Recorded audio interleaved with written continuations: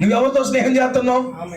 నీకు లోకం కావాలి, ఆదివారమే దేవుడు, సోమవారం నుంచి నీ రాజకీయాలు మామూలే, నీ సినిమా శిఖరాలు మామూలే, నీ సొంత కిచ్చలవిడి జీవితం మామూలే, నీ మొత్తం నీ బతుకంతా కూడా లోకమే, నీ సాంగత్యం మామూలుగా లేదు. మళ్ళా దేవుడు అంటున్నావు. అడుగుతున్నాడు పౌలు గారు, సమాధానం చెప్పు. నువ్వు సంఘాలు ఈరోజు సమాధానం చెప్పండి. రాజకీయాలు సంఘంలోకి ఆహ్వానించిన ప్రతి సంఘాన్ని అడుగుతున్నాను, ప్రతి పాస్టర్ని అడుగుతున్నాను. ఇక్కడ పౌలు అడుగుతున్న ప్రశ్న ఏంటి? సాంగత్యం. నీతికి దుర్నీతికి సాంగత్యం ఏంటి? సమాధానం చెప్పాలి ప్రతి ఒక్కరు కూడా. అది సంఘ బిడ్డలు చెప్పాలి, చర్చికి వెళ్తున్న ప్రతి ఒక్కరు చెప్పాలి సమాధానం. ప్రశ్న అది. వెలుగులకు చీకటితో ఏమి పొత్తు? వాక్యము వెలుగై ఉన్నది, చీకటితో ఏమి పొత్తు? ఇప్పుడన్నా చీకటి వెలుగు ఫ్రెండ్షిప్ ఉంటాం చూసారా? చీకటి వెలుగు ఫ్రెండ్షిప్ ఉంటుందండి? ఆమె ఉంటుందా? ఉండదా? ఒకవేళ చీకటి ఉందనుకో, ఒకవేళ వెలుగు వచ్చిందనుకో, నేను ఉన్నాను పోతుంది? అవునా? ఒకవేళ వెలుగు వచ్చిందంటే చీకటి ఉంటుందా?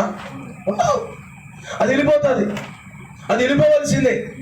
ఇప్పుడు నీలో వెలుగు ఉన్నప్పుడు నువ్వు లోకంలోకి వెళ్తే లోకస్తులు నీతో ఎందుకు సహవాసం చేస్తారు? చీకటి బాగా కలుసుకుంటుంది, అప్పుడు కటిక చీకటి అవుతుంది. అవునా? చీకటి కలిస్తే ఏమవుతుందంట?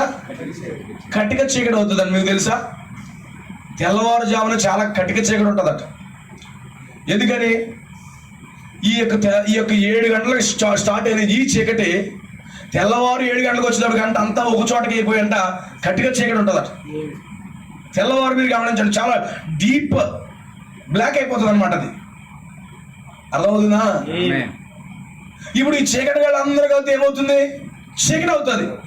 అందుకే బైబిల్ చెప్తుంది యెషయా గ్రంథంలో, చూడము ఈ భూమి మీద చీకటి కాదండి, కటిక చీకటి ఆవరించేసింది. ఎందుకంటే సంఘము లోకము కలిసింది అక్కడ. అందుకే కటిక చీకటి వచ్చేసింది. ఈరోజు లోకము సంఘం ఐక్యమైపోయింది, అందుకే కటిక చీకటి వచ్చేసింది. హల్లెలూయా. ఏం జరుగుతుంది సారు?